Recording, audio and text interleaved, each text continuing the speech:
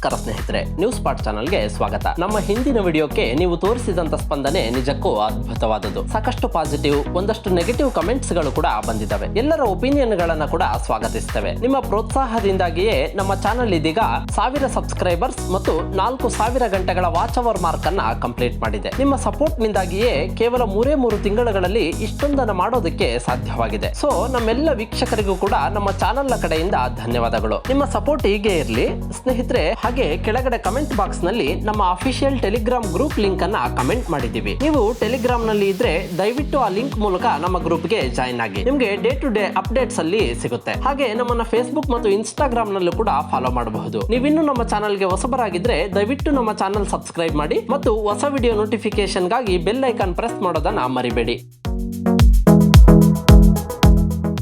ಸ್ನೇಹಿತರೆ, ಈಗ ವಿಷಯಕ್ಕೆ ಬರೋಣ. ನಾವೀಗಾಗಲೇ ಡ್ರೋನ್ ಪ್ರತಾಪ್ರ ಸುಳ್ಳುಗಳ ಕುರಿತು ವಿವರವಾದ ಫ್ಯಾಕ್ಟ್ ಚೆಕ್ ವಿಡಿಯೋವನ್ನ ಮಾಡಿದ್ವಿ. ನೀವಿನ್ನೂ ಅದನ್ನು ನೋಡಿಲ್ಲ ಅಂದ್ರೆ ಕಮೆಂಟ್ ಬಾಕ್ಸ್ ನಲ್ಲಿ ಲಿಂಕ್ ಇದೆ, ದಯವಿಟ್ಟು ನೋಡ್ಕೊಂಡು ಬನ್ನಿ. ಮತ್ತೆ ಡ್ರೋನ್ ಪ್ರತಾಪ್ ಕುರಿತು ವಿಡಿಯೋ ಮಾಡುವ ಅವಶ್ಯಕತೆ ಬರುತ್ತೆ ಅಂತ ನಾವು ಖಂಡಿತ ಅಂದ್ಕೊಂಡಿರ್ಲಿಲ್ಲ. ಆದ್ರೆ ನಮ್ ಜನ ಎಷ್ಟು ಮುಗ್ಧರು ಅಂದ್ರೆ ಈಗಲೂ ಕೆಲವರು ಆತ ಇವತ್ತಲ್ಲ ನಾಳೆ ಪ್ರೂಫ್ ಕೊಡ್ಬೋದೇನೋ, ಒಂದಿಷ್ಟು ವೆಯ್ಟ್ ಮಾಡಿ ನೋಡೋಣ ಅನ್ನುವ ಮನಸ್ಥಿತಿಯಲ್ಲೇ ಇದ್ದಾರೆ. ಈ ಧೈರ್ಯದಿಂದಲೇ ಪ್ರತಾಪ್ ಪೂರ್ತಿ ಸಿಕ್ಕಿಬಿದ್ದ ನಂತರವೂ ಯಾವುದೇ ಭಯವಿಲ್ಲದೆ ಟಿವಿ ಮಾಧ್ಯಮಗಳಿಗೆ ಸಂದರ್ಶನ ಕೊಡ್ತಾ ಆರಾಮವಾಗಿ ಅಡ್ಡಾಡ್ಕೊಂಡಿದ್ದಾನೆ. ಆತನ ಕಣ್ಣುಗಳಲ್ಲಿ ಕಾನೂನಿನ ಭಯ ಬಿಡಿ, ಕನಿಷ್ಠ ಮೋಸ ಮಾಡಿ ಸಿಕ್ಕಿ ಬಿದ್ದಿರುವ ಪಾಪ ಪ್ರಜ್ಞೆಯೂ ಕೂಡ ಕಾಣಿಸ್ತಾ ಇಲ್ಲ. ಸ್ನೇಹಿತರೆ, ಆತ ಮೊನ್ನೆ ಬಿಟಿವಿಯ ಸಂದರ್ಶನದಲ್ಲಿ ಹೇಳಿದ್ದೆಲ್ಲ ಕೂಡ ಸುಳ್ಳುಗಳನ್ನೇ. ಈ ಫೋಟೋವನ್ನ ಗಮನಿಸಿ ನೋಡಿ. ಬಿಟಿವಿ ಸಂದರ್ಶನದಲ್ಲಿ ಪ್ರತಾಪ್ ಈ ಡ್ರೋನ್ ಅನ್ನ ತಾನೇ ಮಾಡಿದೀನಿ ಅಂತ ರಾಜಾರೋಷವಾಗಿ ಹೇಳ್ಕೊಳ್ತಾನೆ. ಆದ್ರೆ ಈ ಫೋಟೋವನ್ನ ಒಂದಿಷ್ಟು ಜೂಮ್ ಮಾಡಿ ನೋಡಿದ್ರೆ ಅದರ ಮೇಲೆ ಬಿಲ್ಝೈ ಅಂತ ಇರೋದನ್ನ ನೀವು ಗಮನಿಸಿರಬಹುದು. ಸ್ನೇಹಿತರೆ, ಈ ಬಿಲ್ಝೈ ಒಂದು ಜರ್ಮನಿ ಕಂಪನಿ. ಸ್ವತಃ ಇದೀಗ ಈ ಕಂಪನಿಯೇ ರಿಪ್ಲೈ ಕೊಟ್ಟಿದೆ. 2018ರಲ್ಲಿ ಜರ್ಮನಿಯ ಹ್ಯಾನೋವರ್ ನಲ್ಲಿ ನಡೆದ CEBIT ಎಕ್ಸ್ಪೋದಲ್ಲಿ ಈ ಕಂಪನಿಯ ಒಂದು ಸ್ಟಾಲ್ ಇತ್ತು. ಅಲ್ಲಿಗೆ ತೆರಳಿದಂತ ಪ್ರತಾಪ್ ಈ ಡ್ರೋನ್ ಏನು, ಅದರ ಫಂಕ್ಷನಾಲಿಟಿ ಏನು ಅಂತ ಅವರ ಬಳಿ ಕೇಳಿದ್ದಾನೆ. ಸಹಜವಾಗಿ ಅವರು ಎಕ್ಸ್ಪ್ಲೈನ್ ಮಾಡಿದ್ದಾರೆ. ನಂತರ ಅವರ ಹತ್ತಿರ ರಿಕ್ವೆಸ್ಟ್ ಮಾಡಿಕೊಂಡು ಒಂದು ಫೋಟೋವನ್ನ ತೆಗೆಸಿಕೊಂಡಿದ್ದಾನೆ. ನಂತರ ಅವರಿಗೆ ಗುಡ್ ಬೈ ಹೇಳಿ ಅಲ್ಲಿಂದ ತೆರಳಿದಂತೆ. ಹಾಗಂತ ಸ್ವತಃ ಆ ಕಂಪನಿಯೇ ಇದೀಗ ಸ್ಪಷ್ಟನೆ ಕೊಟ್ಟಿದೆ. ಅಷ್ಟು ಬಿಟ್ರೆ ನಮಗೂ ಆತನಿಗೂ ಯಾವ ಸಂಬಂಧವೂ ಇಲ್ಲ. ಆತ ಸುಳ್ಳುಗಳನ್ನ ಹೇಳೋದನ್ನ ಮುಂದುವರಿಸಿ ನಮ್ಮ ಕಂಪನಿಯ ಡ್ರೋನ್ ಅನ್ನ ತನ್ನದು ಅಂತ ಹೇಳಿಕೊಂಡ್ರೆ ಆತನ ಮೇಲೆ ಕಾನೂನು ಕ್ರಮ ಕೈಗೊಳ್ಳೋದಾಗಿ ಇದೀಗ ಕಂಪನಿ ಎಚ್ಚರಿಕೆ ನೀಡಿದೆ. ಇನ್ನು ಬಿಟಿವಿ ಸಂದರ್ಶನದಲ್ಲಿ ಪ್ರತಾಪ್ನ ಕ್ಲಾಸ್ಮೇಟ್ ಜಪಾನ್ನ ಟೋಕಿಯೋದಲ್ಲಿ ಇರುವಂತಹ ದರ್ಶನ್ ಕೇಳಿದಂತಹ ಅತ್ಯಂತ ಸರಳ ಟೆಕ್ನಿಕಲ್ ಪ್ರಶ್ನೆಗಳಿಗೆ ಪ್ರತಾಪ್ ಉತ್ತರಿಸಲಿಲ್ಲ. ಸ್ನೇಹಿತರೆ, ಇದನ್ನ ಯಾಕೆ ಹೇಳ್ತಾ ಇದ್ದೀನಿ ಅಂದ್ರೆ ಈಗಲೂ ಕೆಲವರು ಆತನಿಗೆ ಡ್ರೋನ್ಗಳ ಕುರಿತು ಒಂದಿಷ್ಟು ನಾಲೆಡ್ಜ್ ಇದ್ದಿರಬಹುದು, ಆದ್ರೆ ತನ್ನ ಸಾಧನೆಗಳನ್ನು ಉತ್ಪ್ರೇಕ್ಷೆ ಮಾಡಿ ಹೇಳಿಕೊಳ್ತಾ ಇದ್ದಾನೆ ಅಷ್ಟೇ ಅಂತ ಅಂದ್ಕೊಂಡಿದ್ದಾರೆ. ಅಂತವರು ಅರ್ಥ ಮಾಡ್ಕೊಳ್ಳಿ, ಈತನಿಗೆ ಡ್ರೋನ್ ಹಾರಿಸುವ ಸ್ಕಿಲ್ ಬಿಟ್ರೆ ಕಾಗೆ ಹಾರಿಸೋದು ಮಾತ್ರ ಪಕ್ಕಾ ಗೊತ್ತಿರೋದು. ಡ್ರೋನ್ ಗಳನ್ನ ತಯಾರಿ ಮಾಡುವ ಅತ್ಯಂತ ಬೇಸಿಕ್ ಟೆಕ್ನಿಕಲ್ ನಾಲೆಡ್ಜ್ ಕೂಡ ಈತನಿಗಿಲ್ಲ. ಟೆಕ್ನಿಕಲ್ ಪ್ರಶ್ನೆಗಳನ್ನ ಕೇಳಿದ್ರೆ sorry I can't disclose it ಅನ್ನೋದು, ಓಪನ್ ಆಗಿ ಹೇಳೋಕ್ಕಾಗಲ್ಲ, ಮೇಲ್ ಅಡ್ರೆಸ್ ಕೊಡಿ ಅನ್ನೋದು, ಮತ್ತೆ ತಾನು ಅಮಾಯಕ, ತನ್ನ ಮೇಲೆ ಷಡ್ಯಂತ್ರಗಳು ನಡೀತಾ ಇದೆ ಅಂತ ವಿಕ್ಟಿಮ್ ಕಾರ್ಡ್ ಪ್ಲೇ ಮಾಡೋದು. ಇಷ್ಟೇ ಅಲ್ಲದೆ ತನ್ನೆಲ್ಲ ಪ್ರಕರಣಕ್ಕೆ ಇದೀಗ ಜಾತಿ ಬಣ್ಣವನ್ನ ಹಚ್ಚುವಂತ ಕೆಲಸವನ್ನ ಕೂಡ ಪ್ರತಾಪ್ ಮಾಡ್ತಾ ಇದ್ದಾನೆ. ಸ್ನೇಹಿತರೆ, ಆದ್ರೆ ಇದೀಗ ಜಪಾನ್ನ ಐರೆಕ್ಸ್ 2017 ಮತ್ತು ಜರ್ಮನಿಯ ಹ್ಯಾನೋವರ್ ನ CEBIT 2018 ನ ಆಯೋಜಕರೇ ಈತ ಯಾರು ಅಂತ ನಮಗೆ ಗೊತ್ತಿಲ್ಲ ಅನ್ನುವ ಸ್ಪಷ್ಟನೆಯನ್ನ ಕೊಟ್ಟಿದ್ದಾರೆ. ಈ ಫೋಟೋವನ್ನ ಗಮನಿಸಿ. ಪ್ರತಾಪ್ ಇಲ್ಲಿ ತಾನು ಯಾವುದೋ ವೇದಿಕೆಯ ಮೇಲೆ ಪ್ರಶಸ್ತಿ ಸ್ವೀಕರಿಸ್ತಾ ಇರುವ ತರಹ ಪೋಸ್ ಕೊಟ್ಟಿದ್ದಾನೆ. ಆದ್ರೆ ಇಲ್ಲಿ ನೋಡಿ, ಆಕ್ಚುಲಿ ಈ ಬ್ಯಾನರ್ ಇದ್ದಿದ್ದು ಜಪಾನ್ನ ಐರೆಕ್ಸ್ ಎಕ್ಸ್ಪೋದ ಹೊರಭಾಗದಲ್ಲಿರುವ ಎಂಟ್ರೆನ್ಸ್ ನಲ್ಲಿ. ಅಲ್ಲಿ ಕಾರ್ಯಕ್ರಮ ನಡೀತಾ ಇರುವ ಸ್ಥಳವನ್ನ ಹಾಕಿರೋದನ್ನ ಕೂಡ ನೀವು ಗಮನಿಸಿರಬಹುದು. ಅಂದ್ರೆ ಹೊರಭಾಗದ ಎಂಟ್ರೆನ್ಸ್ ಬಳಿ ಪ್ರತಾಪ್ ಫೋಟೋ ತೆಗೆದುಕೊಂಡಿರುವುದು. ಅದರಲ್ಲಿ ಆತ ಗೆದ್ದಿರುವುದು ಬಿಡಿ, ಕನಿಷ್ಠ ಭಾಗವಹಿಸಿಲ್ಲ. ಯಾಕಂದ್ರೆ ಭಾಗವಹಿಸಿದ್ರೆ ಅವರು ಒಂದು ID ಕಾರ್ಡ್ ಕೊಡ್ತಾರೆ. ಪ್ರತಾಪ್ ಕೊರಳಲ್ಲಿ ಇರುವ ಕೊರಳ ಪಟ್ಟಿಯ ಮೇಲೆ ಇರ್ತಕ್ಕಂಥ ಲೋಗೋ ಮತ್ತೆ ಐರೆಕ್ಸ್ ನ ಅಕ್ಷರಗಳು ಕೂಡ ತಪ್ಪಾಗಿದ್ದಾವೆ. ಅಂದ್ರೆ ಅಲ್ಲಿಗೆ ಅದು ಅವರು ಕೊಟ್ಟಿದ್ದಲ್ಲ, ಈತನೇ ಇಲ್ಲಿಂದ ಮಾಡಿಕೊಂಡು ಹೋಗಿದ್ದು ಅನ್ನೋದು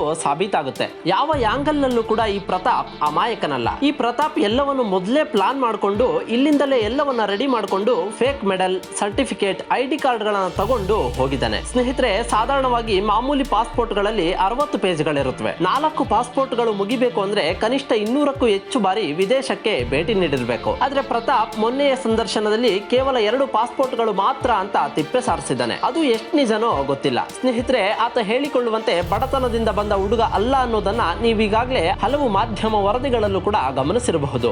ಈ ಕತೆ ಕಾಕತಾಳೀಯ ಅನಿಸಬಹುದು, ಆದ್ರೆ ಗಮನಿಸಿ ನೋಡಿ. 2017ರಲ್ಲಿ ಗುಜರಾತ್ನ ಹರ್ಷವರ್ಧನ್ ಜಾಲಾ ಅನ್ನುವ 16 ವರ್ಷದ ಹುಡುಗ ಬಾರ್ಡರ್ ನಲ್ಲಿ ಶತ್ರುಗಳು ಹೂತಿಟ್ಟಿರುವ ಲ್ಯಾಂಡ್ ಮೈನ್ ಗಳನ್ನ ಡಿಟೆಕ್ಟ್ ಮಾಡುವ ಡ್ರೋನ್ ಒಂದನ್ನ ಅಭಿವೃದ್ಧಿಪಡಿಸಿದ. ಸ್ವತಃ ಆತ ಅದನ್ನ ಎಲ್ಲರೆದುರು ಕೂಡ ಪ್ರದರ್ಶಿಸಿದ್ದಾನೆ. ಮಿಲಿಟರಿ ಅಧಿಕಾರಿಗಳು ಕೂಡ ಇದನ್ನ ಖಚಿತಪಡಿಸಿದ್ದಾರೆ. ಆ ಡ್ರೋನ್ ಗಳ ಉತ್ಪಾದನೆಗಾಗಿ ಗುಜರಾತ್ ಸರ್ಕಾರ ಆತನೊಟ್ಟಿಗೆ 5 ಕೋಟಿ ರೂಪಾಯಿಯ ಬೃಹತ್ ಒಪ್ಪಂದವನ್ನು ಕೂಡ ಮಾಡಿಕೊಂಡಿದೆ. ಬಹುಶಃ ಇದೇ ಕತೆಗೆ ಸುಣ್ಣ ಬಣ್ಣ ಬಳಿದು ಪ್ರತಾಪ್ ಕಾಗೆ ಹಾರಿಸಿದ್ದಾನೆ. ಯಾಕಂದ್ರೆ ಗುಜರಾತ್ ನ ಹುಡುಗ ಮಾಡಿದಂತ ಡ್ರೋನ್ ಹೆಸರು ಈಗಲ್ A7 ಅಂತ ಹೇಳಿ. ಪ್ರತಾಪ್ ತಾನು ಆಫ್ರಿಕಾದಲ್ಲಿ ಜೆಟ್ ಫೈಟರ್ ಸ್ಪೀಡ್ ನಲ್ಲಿ ಹಾರಿಸಿದ ಕಾಗೆಯ ಹೆಸರು ಕೂಡ ಈಗಲ್ 2.8. ಈ ಎರಡನ್ನು ಹೋಲಿಸಿಕೊಂಡು ನೋಡಿದಾಗ ಬಹುಶಃ ಗುಜರಾತ್ ನ ಡ್ರೋನ್ ಹುಡುಗನ ಕಥೆಯನ್ನೇ ಪ್ರತಾಪ್ ಕಾಪಿ ಮಾಡಿ ಅದಕ್ಕೆ ತನ್ನದೇ ಆದಂತ ಟಚ್ ಕೊಟ್ಟಿದ್ದಾನೆ ಅಂತೇಳಿ ಅನುಮಾನಗಳು ಉಂಟಾಗುತ್ತವೆ. ಕೇವಲ ಇದಿಷ್ಟೇ ಅಲ್ಲ, ಆತ ಬಹುಶಃ ಗಾಂಧೀಜಿ, ಅಂಬೇಡ್ಕರ್, ವಿವೇಕಾನಂದ, ಅಬ್ದುಲ್ ಕಲಾಂರ ಜೀವನಗಳಿಂದ ಕೂಡ ಒಂದಿಷ್ಟು ಘಟನೆಗಳನ್ನ ಎಕ್ಸ್ಟ್ರಾಕ್ಟ್ ಮಾಡಿಕೊಂಡು ಅದನ್ನ ತನ್ನ ಭಾಷಣಗಳಲ್ಲಿ ಹೇಳ್ತಾ ಇದ್ದ.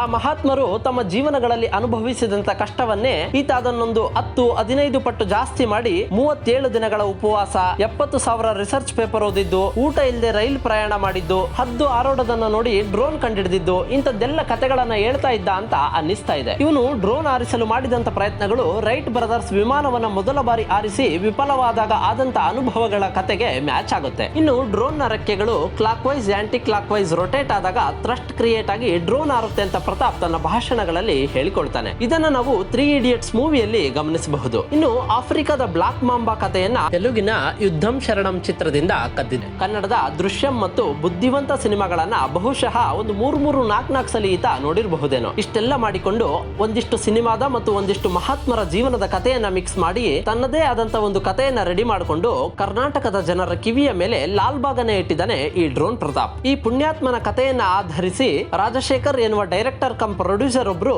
ಈತನ ಬಯೋಪಿಕ್ ಸಿನಿಮಾವನ್ನ ಮಾಡೋದಕ್ಕೆ ಹೊರಟಿದ್ರಂತೆ. ಪ್ರತಾಪ್ ಅವರಿಂದ 1 ಲಕ್ಷ ರೂಪಾಯಿ ಅಡ್ವಾನ್ಸ್ ಅನ್ನು ಕೂಡ ಇಸ್ಕೊಂಡಿದ್ದಂತೆ. 1 ಲಕ್ಷ ರೂಪಾಯಿ ಅಡ್ವಾನ್ಸ್ ಇಸ್ಕೊಂಡಂತ ಪ್ರತಾಪ್ ಸರಿಯಾಗಿ ಕ್ಲೈಮ್ಯಾಕ್ಸ್ ಅನ್ನ ಡೈರೆಕ್ಟರ್ ಗೆ ಎಕ್ಸ್ಪ್ಲೈನ್ ಮಾಡಿರಲಿಲ್ವಂತೆ. ಆದ್ರೆ ಸರಿಯಾದ ಕ್ಲೈಮ್ಯಾಕ್ಸ್ ಎಕ್ಸ್ಪ್ಲೈನ್ ಮಾಡೋದ್ರಿಂದ ಮೂವಿ ಸ್ಕ್ರಿಪ್ಟ್ ಕೂಡ ಅರ್ಧಕ್ಕೆ ನಿಂತಿತ್ತಂತೆ. ಈಗ ಪ್ರೊಡ್ಯೂಸರ್ ಗೆ ಅದ್ಭುತವಾದ ಕ್ಲೈಮ್ಯಾಕ್ಸ್ ಸಿಕ್ಕಿದೆ. ಮೂವಿ ಮಾಡಿದ್ರೆ 100 ದಿನ ಓಡೋದು ಮಾತ್ರ ಗ್ಯಾರಂಟಿ. ಸ್ನೇಹಿತರೆ, 1996ರಲ್ಲಿ ತಮಿಳುನಾಡಿನ ರಾಮರ್ ಪಿಳ್ಳೈ ಎನ್ನುವ ವ್ಯಕ್ತಿ ಗಿಡಮೂಲಿಕೆಯಿಂದ ಪೆಟ್ರೋಲ್ ಡೀಸೆಲ್ ತಯಾರು ಮಾಡೋದನ್ನ ಕಂಡು ಹಿಡಿದಿದ್ದೀನಿ, ಕೇವಲ 5 ರೂಪಾಯಿ ಲೀಟರ್ ನಂತೆ ತಯಾರಿಸಬಹುದು ಅಂತ ನಂಬಿಸಿ ಹಲವರಿಗೆ ಟೋಪಿ ಹಾಕಿದ್ದ. ಕಡೆಗೆ ಮದ್ರಾಸ್ ಐಐಟಿಯ ವಿಜ್ಞಾನಿಗಳ ಮುಂದೆ ನಿಲ್ಲಿಸಿದಾಗ ಈತನ ನಿಜ ಬಣ್ಣ ಬಯಲಾಗಿತ್ತು. ಈತನದ್ದು ಆರ್ಥಿಕ ಮತ್ತು ನೈತಿಕ ನಂಬಿಕೆ ದ್ರೋಹ ಅಂತ ಪರಿಗಣಿಸಿದಂತ ಕೋರ್ಟ್ ಈತನಿಗೆ 2016ರಲ್ಲಿ 3 ವರ್ಷಗಳ ಜೈಲು ಶಿಕ್ಷೆಯನ್ನ 30,000 ರೂಪಾಯಿಗಳ ದಂಡವನ್ನ ವಿಧಿಸಿದೆ. ಹಾಗಾಗಿ ಸಂಶೋಧನೆಯ ಹೆಸರಿನಲ್ಲಿ ಜನರಿಗೆ ಮೋಸ ಮಾಡಿದವರು ಪ್ರತಾಪ್ ಮೊದಲಿಗನೇನೂ ಅಲ್ಲ, ಕೊನೆಯವನು ಆಗೋದಿಲ್ಲ. ಯಾಕಂದ್ರೆ ಎಲ್ಲಿಯ ತನಕ ಮೋಸ ಹೋಗುವ ಜನ ಇರ್ತಾರೋ ಮೋಸ ಮಾಡುವವರು ಕೂಡ ಇದ್ದೇ ಇರ್ತಾರೆ. ಈತನ ಮೇಲೆ ಕಾನೂನು ಕ್ರಮವನ್ನು ತೆಗೆದುಕೊಳ್ಳೋದಕ್ಕೆ ಆಗೋದಿಲ್ವಾ ಅಂತ ಹಲವರು ಕೇಳ್ತಾ ಇದ್ರು. ಸ್ನೇಹಿತರೆ, ಇದೀಗ ಹಲವಾರು ದೂರುಗಳು ಪ್ರತಾಪ್ ವಿರುದ್ಧ ದಾಖಲಾಗಿದ್ದಾವೆ. ಸಾಮಾಜಿಕ ಕಾರ್ಯಕರ್ತ ಜೇಕಬ್ ಜಾರ್ಜ್ ಎನ್ನುವವರು ವಿಶ್ವಾಸ ದ್ರೋಹದ ಮೂಲಕ ಹಣವಂಚನೆ ಮಾಡಿರುವ ಆರೋಪವನ್ನು ಹೊರಿಸಿ ಪೊಲೀಸ್ ಆಯುಕ್ತ ಭಾಸ್ಕರ್ ರಾವ್ ಅವರಿಗೆ ಪ್ರತಾಪ್ ವಿರುದ್ಧ ದೂರು ಸಲ್ಲಿಸಿದ್ದಾರೆ. ಹಾಗೆ ಕ್ವಾರಂಟೈನ್ ನಿಯಮವನ್ನು ಉಲ್ಲಂಘಿಸಿ ಟಿವಿ ಸಂದರ್ಶನಕ್ಕೆ ಬಂದಿರುವುದಕ್ಕೂ ಕೂಡ ಪ್ರತಾಪ್ ವಿರುದ್ಧ ದೂರು ದಾಖಲಾಗಿದೆ. ಒಂದಷ್ಟು ದಿನ ಈತ ನಾಪತ್ತೆಯಾಗಿದ್ದ. ಇದೀಗ ನಾಪತ್ತೆಯಾಗಿದ್ದ ಆತನನ್ನ ಪತ್ತೆ ಹಚ್ಚಿ ಬೆಂಗಳೂರು ಪೊಲೀಸರು ಅರೆಸ್ಟ್ ಮಾಡಿ ಕಸ್ಟಡಿಗೆ ತೆಗೆದುಕೊಂಡಿದ್ದಾರೆ. ಇದೀಗ ನಮ್ಮ ಮುಂದಿರುವ ಕಟ್ಟಕಡೆಯ ಪ್ರಶ್ನೆ, ಈ ಪ್ರತಾಪ್ ನನ್ನ ಕ್ಷಮಿಸಬೇಕಾ ಅನ್ನೋದು. ಖಂಡಿತ ಇಲ್ಲ. ಆತನಿಗೆ ಅತ್ಯಂತ ಕಠಿಣವಾದಂತಹ ಶಿಕ್ಷೆ ಆಗಬೇಕು. ಯಾಕಂದ್ರೆ ಕರ್ನಾಟಕದ ಮಠಗಳು ಲಕ್ಷಾಂತರ ಮಕ್ಕಳಿಗೆ ಅನ್ನ ವಿದ್ಯೆ ಕೊಟ್ಟಿದ್ದಾವೆ. ಅಂತಹ ಮಠಗಳಿಗೆ ಕೋಟಿಗಟ್ಟಲೆ ಮೋಸ ಮಾಡಿ ದುಡ್ಡು ಹೊಡೆದ ಆತನನ್ನ ಅದೇಗೆ ಕ್ಷಮಿಸೋದು ಹೇಳಿ? ಇನ್ನು ಕೆಲವರು ಆತ ಆತ್ಮಹತ್ಯೆ ಮಾಡಿಕೊಂಡು ಬಿಟ್ರೆ ಕಷ್ಟ, ಇನ್ನು ಚಿಕ್ಕ ವಯಸ್ಸು ಬಿಟ್ಟು ಬಿಡಿ ಅಂತ ಇದ್ದಾರೆ. ಆದ್ರೆ ಆತನ ಕಾನ್ಫಿಡೆನ್ಸ್ ಲೆವೆಲ್ ಅನ್ನ ನೋಡ್ತಾ ಇದ್ರೆ ಆ ತರದ ಯಾವ ಲಕ್ಷಣಗಳು ಕೂಡ ಕಾಣಿಸ್ತಾ ಇಲ್ಲ. ಕನಿಷ್ಠ ಒಂದು ಪಶ್ಚಾತ್ತಾಪದ ಛಾಯೆ ಕೂಡ ಆತನ ಮುಖದಲ್ಲಿ ಕಾಣಿಸ್ತಾ ಇಲ್ಲ. ಇಂಥವರಿಗೆ ಸರಿಯಾದ ಪಾಠ ಕಲಿಸದೆ ಹೋದ್ರೆ ಸಮಾಜದಲ್ಲಿ ಇನ್ನೂ ಇಂತಹ ಹಲವರು ಹುಟ್ಟಿಕೊಳ್ತಾರೆ. ನಿಜ, ಕನ್ನಡಿಗರು ಎಂತವರನ್ನ ಬೇಕಾದ್ರೂ ಕೂಡ ಕ್ಷಮಿಸ್ತಾರೆ. ಆತ ತಾನು ಮಾಡಿರುವ ತಪ್ಪನ್ನೆಲ್ಲ ಒಪ್ಪಿಕೊಂಡು ಕನ್ನಡಿಗರ ಎದುರು ಕ್ಷಮೆ ಕೇಳಿದ್ರೆ ಆತನನ್ನ ಕ್ಷಮಿಸಿ ಬಿಡ್ತೀವಿ. ಆದ್ರೆ ಆತ ಒಪ್ಪಿಕೊಳ್ಳುವ ಬದಲು ಸುಳ್ಳುಗಳ ಮೇಲೆ ಸುಳ್ಳುಗಳನ್ನ ಹೇಳ್ತಾನೆ ಇದ್ದಾನೆ. ಇನ್ನು ಕೆಲವರು ಡ್ರೋನ್ ಪ್ರತಾಪ್ಗೆ ಪ್ರಶ್ನಿಸಿದಂತೆ ರಾಜಕಾರಣಿಗಳನ್ನ ಪ್ರಶ್ನಿಸಿದ್ರೆ ನಮ್ಮ ದೇಶ ಯಾವಾಗ್ಲೂ ವಿಶ್ವಗುರು ಆಗ್ತಾ ಇತ್ತು ಅಂತ ಹೇಳ್ತಾ ಇದ್ದಾರೆ. ಇವರ ಲಾಜಿಕ್ಕೇ ಅರ್ಥವಾಗೋದಿಲ್ಲ. ರಾಜಕಾರಣಿಗಳನ್ನ ಯಾರು ಪ್ರಶ್ನಿಸ್ತಾ ಇಲ್ಲ ಹೇಳ್ಬಿಡಿ, ಅಥವಾ ರಾಜಕಾರಣಿಗಳನ್ನ ಪ್ರಶ್ನಿಸದಂತೆ ನಿಮ್ಮನ್ನ ಯಾರಾದ್ರೂ ತಡೆದಿದ್ದಾರಾ? ಇಲ್ವಲ್ಲ. ಮತ್ ಯಾಕೆ ಅದನ್ನ ಇದಕ್ಕೆ ತಂದು ತಳುಕು ಹಾಕ್ತೀರಾ? ಮೇಲಾಗಿ ನಾವು ಯಾವ ರಾಜಕಾರಣಿಗೆ ಎಷ್ಟೇ ಅಭಿಮಾನಿಗಳಾಗಿದ್ರು ಕೂಡ ಯಾವುದೋ ಒಂದು ಮೂಲೆಯಲ್ಲಿ ಅವರು ರಾಜಕಾರಣಿ, ಅವರನ್ನ ಪೂರ್ತಿ ನಂಬೋಕ್ಕಾಗಲ್ಲ ಅನ್ನೋ ಒಂದು ಭಾವನೆ ನಮ್ಮಲ್ಲಿರುತ್ತೆ. ಆದ್ರೆ ಈತನನ್ನ ಹಲವರು ತಮ್ಮ ಮಕ್ಕಳಿಗಿಂತ ಹೆಚ್ಚಾಗಿ ನಂಬಿದ್ರು. ಕೆಲವರು ಯುವಕರು ರೋಲ್ ಮಾಡೆಲ್ ಆಗಿ ಸ್ವೀಕರಿಸಿದ್ರು. ಹಾಗಾಗಿ ಈತ ಮಾಡಿದಂತ ವಿಶ್ವಾಸ ದ್ರೋಹವನ್ನ ಕ್ಷಮಿಸೋದಕ್ಕೆ ಸಾಧ್ಯವೇ ಇಲ್ಲ. ಸ್ನೇಹಿತರೆ, ಇಲ್ಲಿಗೆ ಈ ಫ್ರಾಡ್ ಪ್ರತಾಪನ ಕಥೆಯನ್ನ ಮುಗಿಸೋಣ. ಆದ್ರೆ ಒಂದ್ ನಿಮಿಷ ಯೋಚನೆ ಮಾಡಿ ನೋಡಿ, ನಮ್ಮ ಸಮಾಜದಲ್ಲಿ ಇಂತಹ ಫ್ರಾಡ್ಗಳು ಮತ್ತೆ ಮತ್ತೆ ಯಾಕೆ ಹುಟ್ಟಿಕೊಳ್ತಾರೆ? ತಪ್ಪು ಮಾಧ್ಯಮಗಳದ್ದ ಅಥವಾ ಸಮಾಜದ್ದ? ಸ್ವತಃ ತಮ್ಮ ಮಕ್ಕಳನ್ನೇ ನಂಬದಂತ ಪೋಷಕರು ಯಾವುದೋ ಫ್ರಾಡ್ ಗಳನ್ನ ನಂಬಿ ಅವರನ್ನ ನೋಡಿ ಕಲಿ ಅಂತ ತಮ್ಮ ಮಕ್ಕಳಿಗೆ ಹೇಳೋದು ಯಾಕೆ? ಎಲ್ಲೋ ಏನೋ ಎಡವಟ್ ಆಗಿದೆ ಅಂತ ಅನ್ಸೋದಿಲ್ವಾ? ಸ್ನೇಹಿತರೆ, ನಮ್ಮ ಮುಂದಿನ ವಿಡಿಯೋದಲ್ಲಿ ಸ್ವತಃ ನಮ್ಮ ಸೊಸೈಟಿಯ ಸ್ಟ್ರಕ್ಚರ್ ಹೇಗೆ ಇಂತಹ ಫ್ರಾಡ್ಗಳು ಹುಟ್ಟಿಕೊಳ್ಳೋದಕ್ಕೆ ಕಾರಣವಾಗುತ್ತೆ ಅನ್ನೋದನ್ನ ಎಕ್ಸ್ಪ್ಲೈನ್ ಮಾಡ್ತೀವಿ. ಕಾಯ್ತಾ ಇರಿ. ನಮಸ್ಕಾರ.